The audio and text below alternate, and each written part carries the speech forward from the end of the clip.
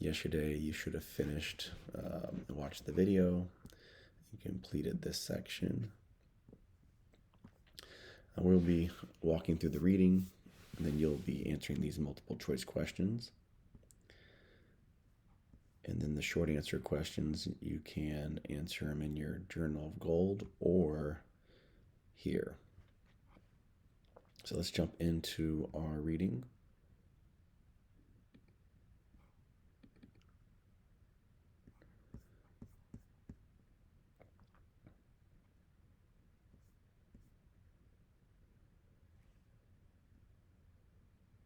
I'll walk you guys through. This is going to be covering some of the things that we listened to in the video yesterday. Again, our main idea, using credit and being in debt have become accepted as money behaviors. It's kind of the new normal, but it always hasn't been like that. And for you guys' future, you guys can be a little bit wiser when it comes to using credit cards, using debt. So I'm not going to read everything word for word. I'm going to highlight some things, talk about some of the bold terms, and kind of make our way through these paragraphs.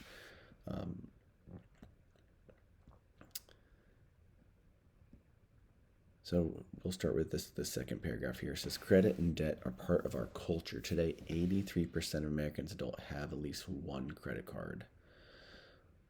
And one of the big reasons for that, marketing. Credit card companies know that people like to buy things. And so they have spent a lot of money to advertise, market, to get people to have one of these credit cards like in your pocket that you use. And when it comes to like willpower, wanting things, if you don't have the money, you can't buy it. I mean, you can want the nicest new clothes, new purse, but if there's no money in your pocket to pay for it, you can't get it. With a credit card, you can buy it even though you don't have the money, and you can say, I'll pay it later. So credit cards, companies spend a lot of money to convince us, okay, 83% Americans, that we need a credit card. It's normal. And so that's kind of how over the years we've come, even 2 generations ago, some people didn't even have a credit card. So let's write this in your Journal of Gold. Debt is the biggest thief of our financial future. So pause this and write that into your Journal of Gold. Debt is the biggest thief of your financial future, and push play when you're ready to move on. And this is true. I have family members who've had too much debt, and it's cost them maybe 10 years of their life of trying to pay it off because of decisions they made in their early 20s. And so it can rob you from your future. I've had another cousin who could afford a mortgage payment for a new home, but because of his credit report and debt and some decisions he made, he couldn't qualify. That home, he would have made $500,000 or $500,000 on that home if he had not gotten in trouble with debt early in his life. The result is the huge debt problem we talked about in lesson 1. Instead of avoiding debt, many Americans now believe debt is a necessary part of their financial lives. The kind of culture shift doesn't happen overnight. So how do we actually get to this point where like most people have credit cards? So prior to the 1920s, the only way for banks to make money was for loaning money was to charge sky high interest rates. So interest rates that are very high, but that was illegal. So most banks stayed out of the credit business. Interest rate. This is going to be probably one of our future terms that we'll write down. The percentage of principal charged by the lender for the use of its money. So if someone lends you $100 and they said we'll charge you 20%, what is 20% of $100? Is $20. So percentage rates, interest rates, will tell you if you're borrowing money, how much it's going to cost you. Now, if you're investing money and they're going to owe you money, it's going to tell you how much money you're going to make. So interest rates, we want to understand that term and what it means. Loan sharks were individuals and small organizations that offered credit, also with incredibly high interest, to the people in desperate financial situations who had nowhere else to turn. These shady legal operations were not socially acceptable, but today we don't think twice about carrying a credit card that charges 21% interest. Okay, so a century ago, this was illegal, but now it's acceptable. So if we actually go to, we go pay day loans. If you drive around major cities, there are places that if you need money ASAP, they will advertise that you can bring your paycheck, you show them that you have a job, and they'll give you your paycheck up front early. And so a lot of people use payday loans to get money, and then there's very high interest rate to pay them back. So uh, it's not a good situation to be in, that's for sure. So after World War One, the country entered in the Roaring Twenties, a decade-long economic boom. Businesses, people making money. America was thriving. Americans wanted the new mass-produced products like home appliances, cars, but they always didn't have the money. They didn't want to wait. Because of the demand, credit laws were relaxed and lending became profitable for banks. The average person could get credit without turning to loan sharks. So buying on credit became more socially accepted, though not as much as it is today. This is the beginning of what we know as the credit industry. So 1920s. So we're about 100 years later, and things have changed. So let's continue on. So consumer debt per person, not including your mortgage. This is people with like credit cards, car loans. The average person in 2020 has 34,000. I'm guessing this is probably like one car or two cars plus maybe $10,000 in credit card debt. 1950, you're looking at basically a couple $100. So you see in the 1970s, you're looking at about 5,000. 2010, since 2010, it's nearly over tripled. So we're looking at student loan debt, $1.5 trillion of student loan debt. In 2010, it was 800 billion, so nearly doubled. So there's a lot of growth in debt. So this trajectory is not a good place for Americans to be in. And going into debt, when the stock market crashed in 1929, it launched the country into a Great Depression in 1930s. Later this year, or this trimester, I'll kind of go into that of that Great Depression. But millions of people were out of work, and many people lost everything. President Franklin D. Roosevelt passed a New Deal, a program designed to promote economic recovery and social reform to help working class Americans get back on their feet. World War II ultimately helped end the Great Depression by creating a lot of new jobs. As Americans returned to work, the economy strengthened. Once again, people became comfortable with the idea of borrowing money and going into debt. So we'll see if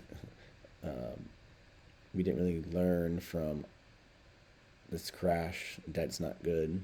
Having debt can put you in a financial position where you can lose everything. The chart above shows Americans have been comfortable with debt. In the 1950s, the average debt per person was under $1,500, but now it's over $34,000. Keep in mind that back in 1950, credit cards and student loans weren't what they are now. Credit cards, MasterCard, Visa, and American Express weren't even introduced to the public until the late 1950s.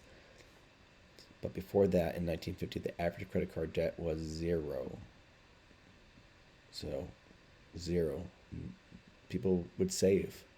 If they wanted something, they put away for it for a couple months, maybe even a year, to get whatever they wanted. Now the national average is about 3,366 per person. This is credit cards.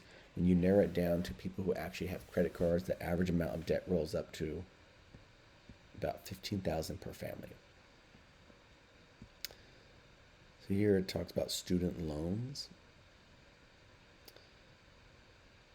In less than 50 years, our national student loan debt has gone from zero to a crisis level of more than $1 trillion. The turning point was in 1972. Student Loan Marketing Association, known as Sallie Mae, began offering government-funded loans to college students, which means the government's going to back these loans. And when the government backs it, it makes it more accessible and easier for people to actually obtain loans to go to school. It was a huge change that made borrowing money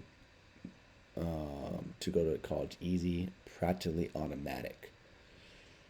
If a lot of these loans, if a bank was going to give a loan to somebody, they're going to judge the risk and getting paid back. And so with this, a lot of those criteria lowered, and so it made it very easy for people to obtain student loans. On the chart, you can see the 1950 student loans weren't even a blip on the map. In fact, the total debt figure was zero. So it's going back, they're referring to here. So now nationally, student loan debt has ballooned over 1.5 trillion. That's absolutely insane. So when you kind of think of like millions, billions, trillions, so that's a lot of money. So today's reality. So what's the takeaway? So Americans are drowning in debt because they've made debt a normal way of life. That much is clear just from looking at the stats and the history of credit and debt in America. The highest debt level is among the 45 to 54-year-olds, with 35, 44-year-old bracket coming in a close second. Studies show that young Americans, those under the age of 36, are carrying over $26,000 in debt. And how are they racking up all the debt? Mostly from student loans, but like we talked about in lesson one, Americans also have a problem buying way too much stuff. Throughout the trimester, I talk about needs versus wants. When you buy something, do I need it or do I want it? And unless you're in a solid financial position, typically the things that you want and don't need, it's best to say no to those things, and then budget for things that you actually want and have a budget for it. But a lot of people just buy things that they want and they get themselves in trouble. So credit cards make it very easy to buy things that we can't really afford. We're kind of fooling ourselves with credit cards that we make more money than we really do. So credit debt has made all that possible. That's why it's the norm today. But the good news is you don't have to continue this cycle and feel like you're drowning in debt. All this can end with your generation. And maybe it takes like one person from a household to make a big change, to kind of change the trajectory of like, you know what, I'm going to do things differently than maybe the 83% of Americans in the United States. So knowledge is power. So let's take a look at the words of wisdom. Let's write this in your journal of gold. Stop and examine your past, your present, and your intentions and values for the future. So think about like what are we doing? Like we haven't made money right now, or maybe you guys make a little bit of money doing this like a side job or doing chores.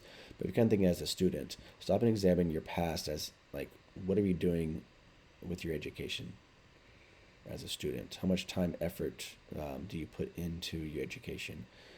What are you doing now? And then what are your intentions and values for the future? Like, what are you going to do from in 7th grade, 8th grade, high school? Like, where are you going to be in 4 years? Because that time's going to go pretty quick. So words of wisdom, you want to be self-reflective with money habits, spending habits, and where do you want to go? It's time to realize that just because debt has become an American norm, that doesn't mean it has to become your reality. You can make the choice to avoid the trap of using credit to buy things. So we kind of now have a overall picture of credit, debt, where we've come, how we've gotten here. So let's go through here,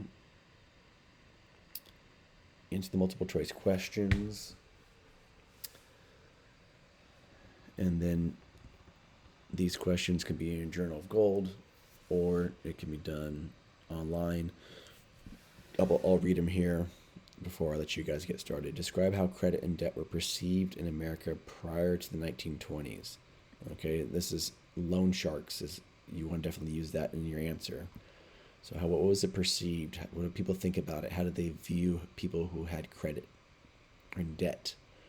Specifically, they had debt. Number 2, what was the impact of the introduction of credit cards in the 1950s on American consumer debt? What did that do for debt? Go back and look at some of the numbers, some of the details to answer that question. How has the average American debt changed from 1950 to the present day? And what factors contribute to this change? When you're done, raise your hand, and then I can come around and check your work.